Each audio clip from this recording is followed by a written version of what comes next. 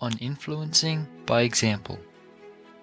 A few evenings ago, while in Cincinnati, I was very pleasantly surprised, after speaking at a large meeting, to be invited by a company of young colored men to attend for a few minutes a reception at their club room. I expected when I went to the place designated to find a number of young men who, perhaps, had hired a room and fitted it up for the purpose of gratifying their own selfish pleasures. I found that this was not the case. Instead, I found 15 young men whose ages ranged from 18 to 20 years, who had banded themselves together in a club known as the Winona Club, for the purpose of improving themselves and, further, for the purpose, as far as possible, of getting hold of other young colored men in the city who were inclined in the wrong direction. I found a room beautifully fitted up, with a carpet on the floor, with beautiful pictures upon the walls, with books and pictures in their little library, and with 15 of the brightest, most honest, and cleanest looking young men that it has been my pleasure to meet for a long time. It was a very pleasant surprise to find these young men, especially in the midst of the temptations of a northern city, in the midst of evil surroundings, banded together for influencing others in the right direction. These young men came together, and at their first meeting said that they were going to band themselves together for the purpose of improving themselves and helping others. They said that the first article in their constitution should be to the effect that there should be no gambling in that club, that there must be no strong drink allowed in that club, and that there should be nothing there that was not in keeping with the life of a true and high-minded gentleman. I repeat that it was very pleasant and encouraging for me to find such work as this going on in Cincinnati. What was equally gratifying and surprising was that at the close of the reception they presented me with a neat sum of money which they had collected, and asked that this money be used to defray the expenses to some student at the school here. Now the point I especially want to make tonight is this: all of you must bear in mind the fact that you are not only to keep yourselves clean and pure and sober and true in every respect, but you owe a constant responsibility to yourself to see that you exert a helpful influence on others also. A large proportion of you are to go from here into great cities. Some of you will go into such cities as Montgomery, and some perhaps will go into the cities of the north. Although I hope that the most of you will see your way clear to remain in the south. I believe that you will do better to remain in the country districts than to go into the cities. I believe that you will find it to your advantage in every way to try to live in a small town or in a country district rather than in a city. I believe that we are at our best in country life, in agricultural life, and too often at our worst in city life.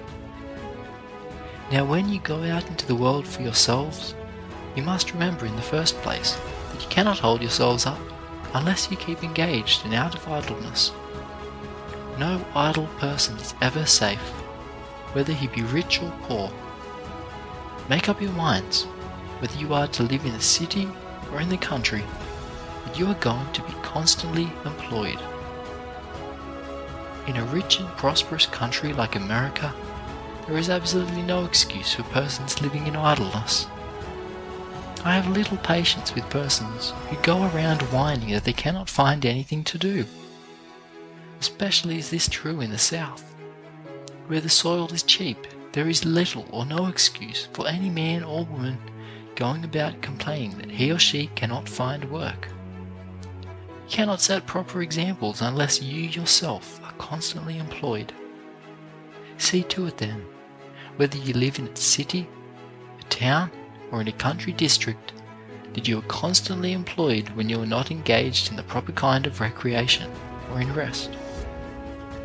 Unless you do this, you will find that you will go down as thousands of our young men have gone down, as thousands of our young men are constantly going down, who yield to the temptations which beset them. Refrain from staking your earnings upon games of chance. See to it that you pass by those things which tend to your degradation. Teach this to others. Teach those with whom you come in contact that they cannot lead strong, moral lives unless they keep away from the gambling table. See to it that you regulate your life properly, that you regulate your hours of sleep. Have the proper kinds of recreation.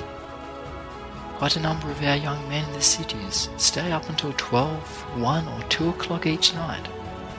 Sometimes they are at a dance, and sometimes at the gambling table, or in some brothel, or drinking in some saloon.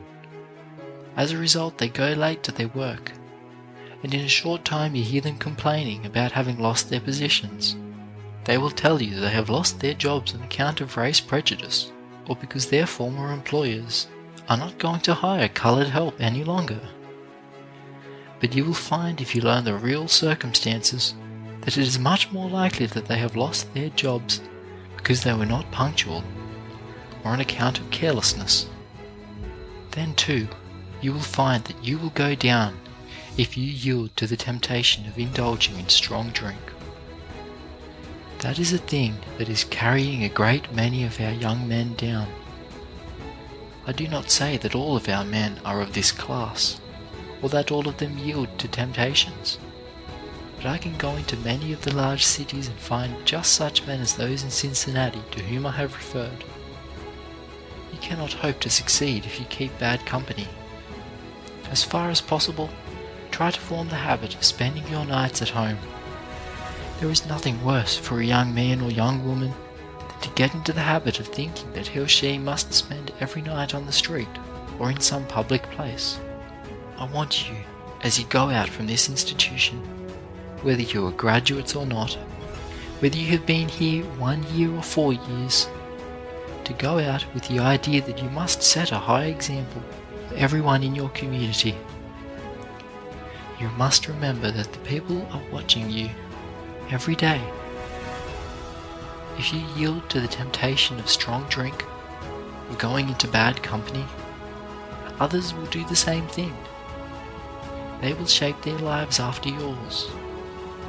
You must so shape your lives that the hundreds and thousands of those who are looking to you for guidance may profit by your example.